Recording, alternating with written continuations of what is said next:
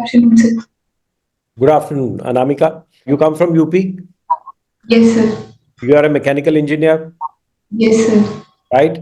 And Azamgarh, mechanical engineer, Mandala Art, and whatnot. Yes, And sir. you did in 20. Your BTech you did in 20. Yes, sir. Yes, That's sir. right. This is your first interview. Yes, sir. Okay. And your father is a law officer in the police. He is a police Yes, officer. sir. Okay. Yes, sir. So UP and police, very interesting. Yes, Okay. sir. Right. Interesting combination. Okay.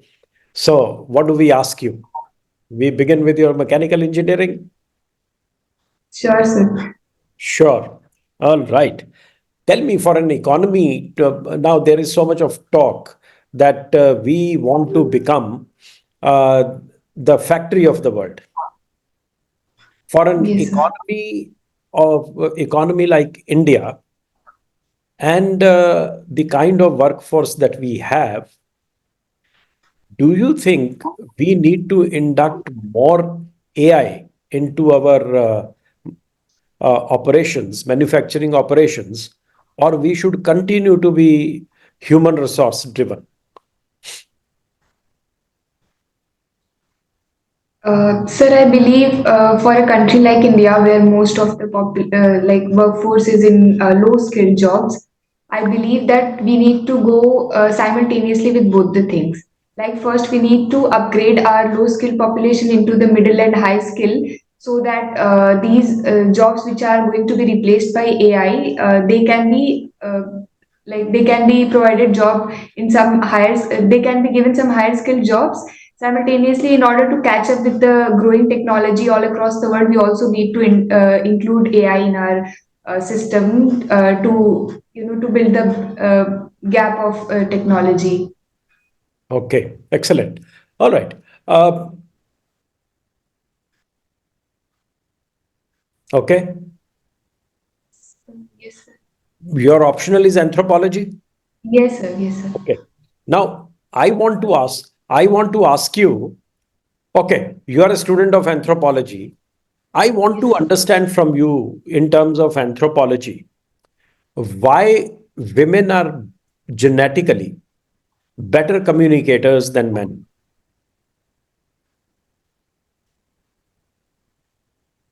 Uh, Sir, I never thought on this line, like why genetically we are a better communicator. I Why believe, you are hardwired that way that you communicate, women communicate better than men. sir, this may be because of the hormones. We women are supposed, like they are more empathetic, and so Think about it. genetically, yes, sir. I need to Think think about about it. the I never. process of evolution. Okay. Yes, sir. What is the Sir, most plausible theory of humanoids turning from quadrupedals to bipedals? sir, it is. Sir, I think it is the need.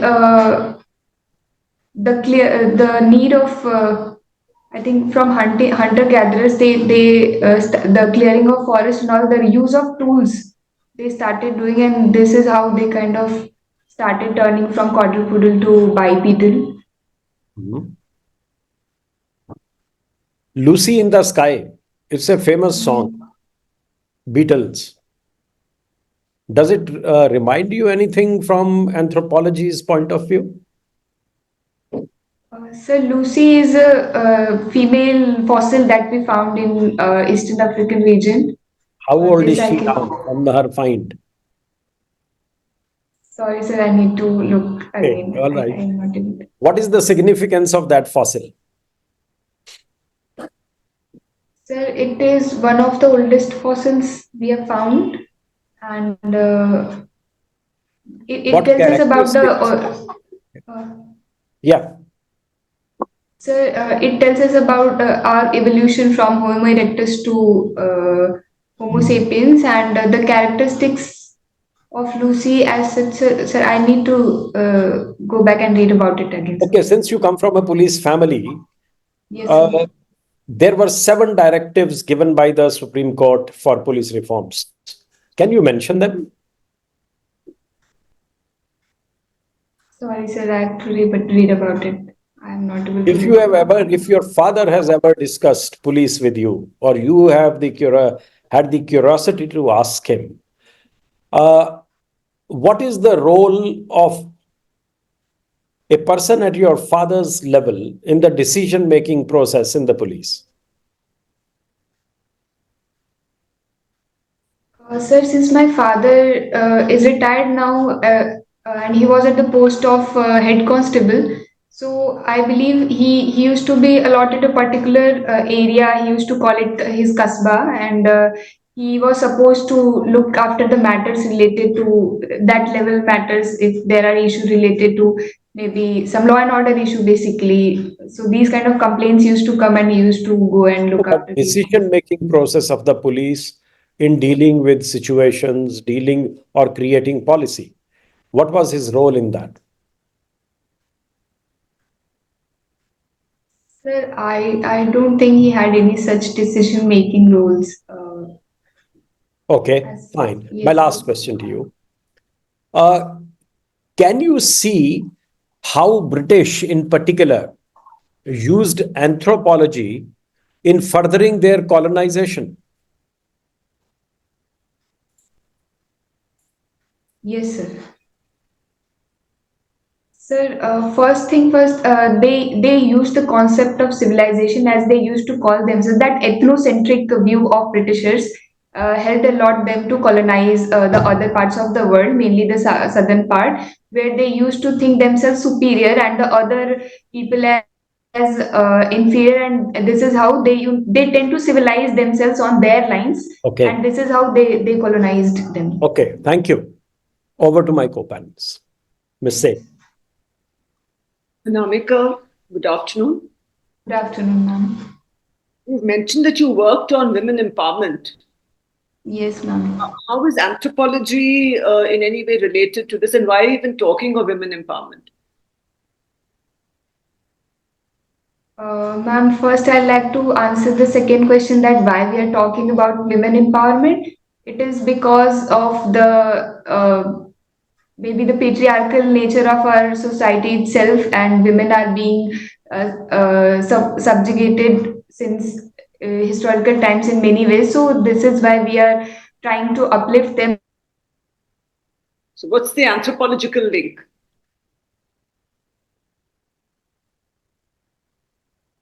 if any?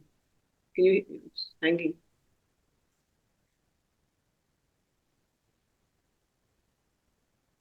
Your image is now hung, frozen. I guess she's joining once again. All right. Okay.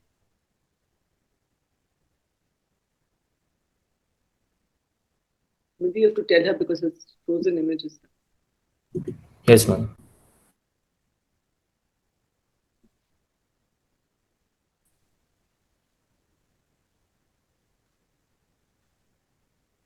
Ma'am, am I audible?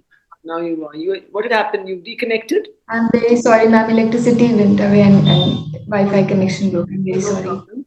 Yeah. So, is there any anthropological reason for this or link to this? What could be the possibility Ma'am, that we developed into a patriarchal society? We, not yes, only ma'am. in India, across the world, actually. Yes, ma'am. If we talk about it anthropologically, the first thing, the evolution of the two genders, like women were the child carriers and they were supposed to do the child rearing activities and take care of the children, and were mainly the gatherers, and men used to be hunters, and they used to bring food and feed the children. And this is how this norm became, and women were supposed to be at home, and men were supposed to earn, and this is how this patriarchy kind of evolved, where men were supposed to be feeder and protector. So patriarchy evolved because they were outside, they were at home. So gender roles were clear. But how did it come into a situation where there's so much of subjugation and totally, uh, sidelining of one gender completely almost over the years. Things are, of course, now changing, but then how did it come to that particular situation?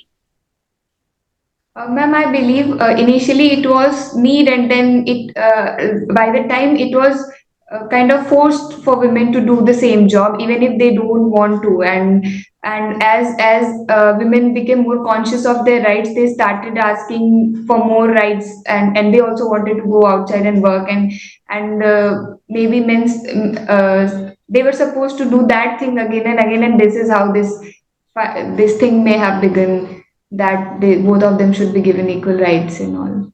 Is this a kind of reflection of a balance of power between people and between countries? It's all been on the worldwide stage. So is that an element too?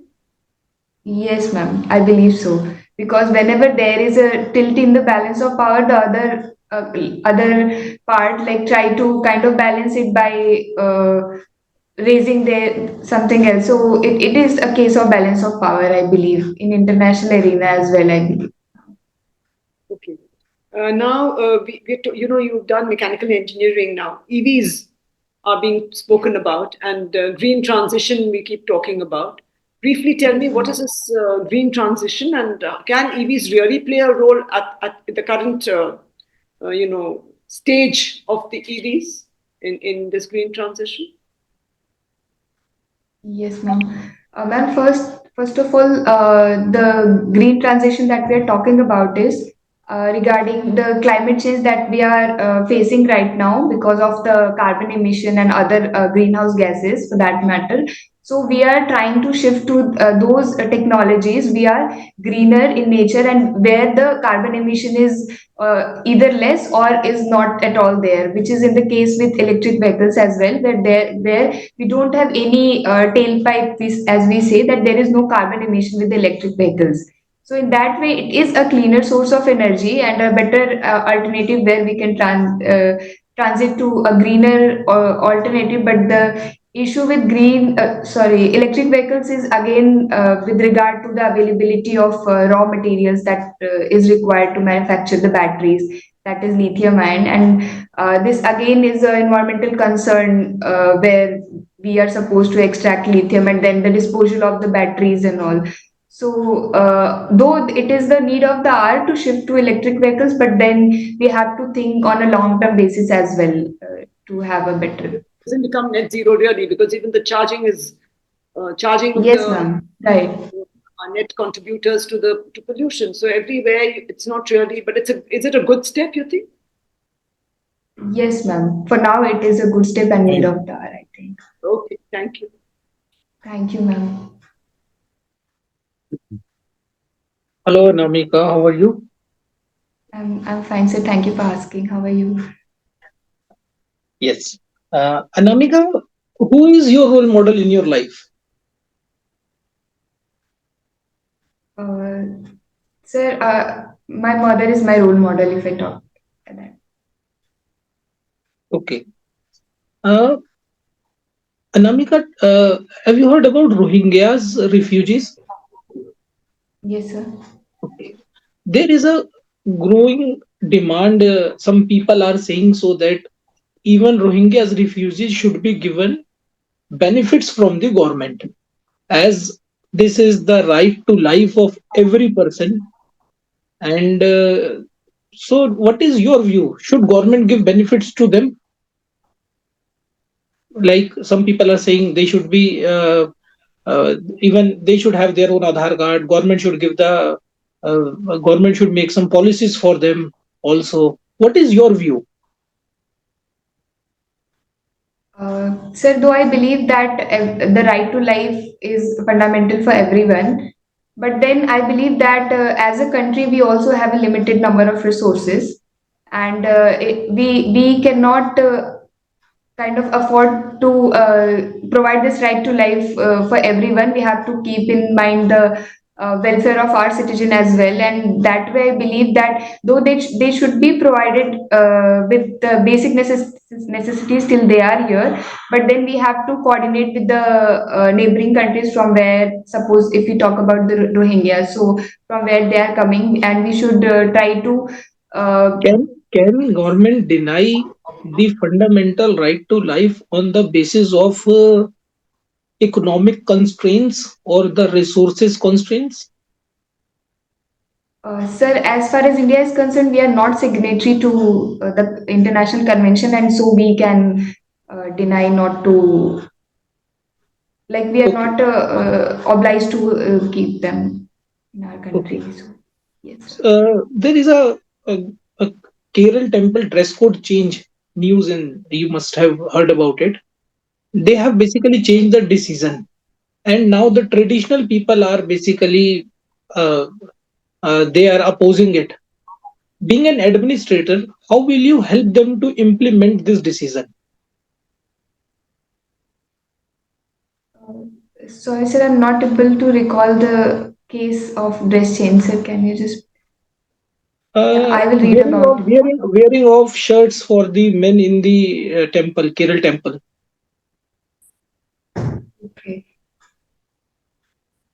Sir, though I need to read about it again, but if sir, I'll read about it, then No, I'll no. answer. Sorry, sir. Okay, okay. Anamika, tell me, uh, in the democratic country, decisions are basically taken on the basis of majority. Yes, sir. What is the difference between decision based on majority and consensus oriented decision? Yes, sir. Sir, when there is a decision based on majority, then we have a particular number of people, maybe 50%, 60%, who are agreeing to the decision, and then we are going by that decision. And if it is about consensus, then I believe each and every one of a particular group is agreeing on that particular decision, and then we are going forward with that step. Is it possible to basically build consensus? Will everyone be agree on any part?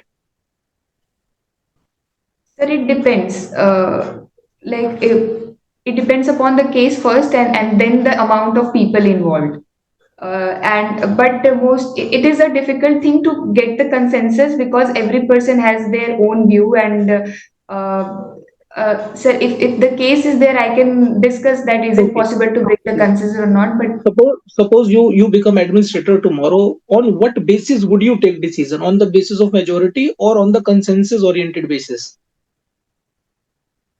sir, I'll try to go for consensus as an administrator, but it depends upon if the decision has to be taken and the majority of people are agreeing on a particular thing, and I'm not able to build the consensus that way, so I'll go by the majority then.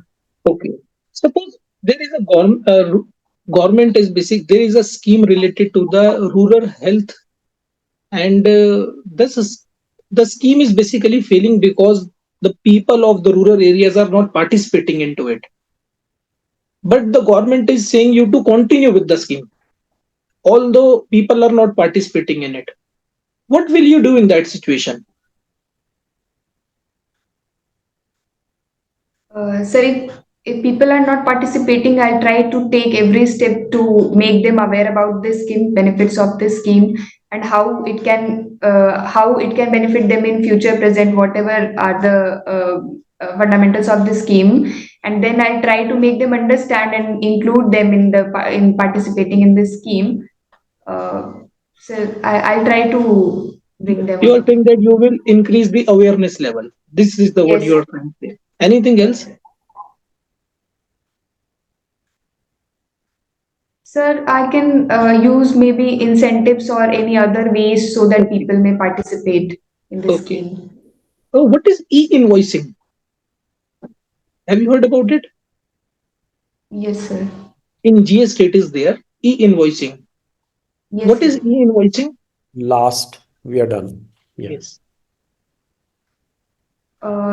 Sir, it is basically the online bill generation in case of GST. Sir, I'll Okay. read about it and give the technical definition. Sorry, sir. No issues. No issues. Okay, Anamika. Thank you. Thank you, sir. All right, Anamika, that concludes your interaction with us today. So, how do you think it went? Sir, there are a lot of knowledge gaps. I need to read a lot. Right? Good, good that you know that. And your interview is in April. Yes, sir. Second. Yeah. So the important best thing is that you have plenty of time to cover those up. Okay. Yes, sir. One, you have a very pleasant personality. Your articulation is very good. Okay. And you are very reasonable in your thoughts when you are arguing or building a case. You are very good. And I also like that wherever you didn't know the question, instead of fudging an answer or trying to take us for a ride, you admitted it that you didn't know and stopped at that so that we moved on to the next question. So that is very good. But now coming back to your task, that is one, your Yes. DAF. You need to work on your DAF. Yes, sir. I Okay. will. So there were hardly any questions on UP. So Mathura, you went to college in Mathura. So Yes, Mathura, sir. and related with other issues and the religious bill and all, religious act, workplaces of worship act and all, there could be questions, right? And UP, status of women as say, improvement in law and order, Prayagraj, Kumbh, but Kumbh will be history by the time you go for this. So don't bother too much about it. But economy and budget, you should Yes, be sir. I ready will. for that. And also, for the sake of practice, you look at the right now the hotspots and current issues. Make a list of those and Yes, keep sir. discounting those or keep adding to the list as you go towards your interview. Okay, sir. Ask some of your friends to ask very difficult questions to you from your DAF, anything or everything about UP. Okay. Okay, Anything or sir. everything about the police. Like I Yes, sir. asked you that there are 7 directives, you should be knowing it. Right, So sir. know about that. And then also the criminal justice system. Yes, sir. I will work on Something it. about the criminal justice system that would be helpful to you. Anthropology, again, anthropology, I wanted to ask you about the classical and the neoclassical theories, difference in that, about Okay. about other subjects. The difference between ought to know. I find a number of candidates don't know the difference between matriarchy and matriarchal society and a matrilineal one. So you should be very clear about it. Current affairs, you need to work. Otherwise, you communicate very well. You appear to be very good. Okay. So all the Yes, very sir. best to you. Over to my Thank you. panel colleagues. Overall, all you're very good, but you're a little nervous. I think that's affecting your performance. So please don't be nervous. Yes. Have your fill up your knowledge gaps. Read editorials, and Yes, ma'am. conceptualize your thoughts. And as Sir has said, write it down. And on various things, difficult questions. What should be the answers? So your answers become more precise. All right. So Right, precision in your ma'am. answers and a little bit of voice modulation. Sometimes you're doing Okay. it. Sometimes you are just speaking in one tone, in a nervous tone. So avoid that. It affects your Okay. performance, and you'll do Yes, well. sir. All the best. Thank you, ma'am. Yes, Anamika, just want to add 1 or 2 points that you can basically, before speaking, you can pause and you can buy some time instead of just starting your answer and in between you say, Sir, I don't know. So I Yes, think you sir. should take care of this thing and rest everything has been told. I wish you best of luck for your interview. Thank you, sir. Thank you so All much. right, you may leave. Thank you. Thank you, sir.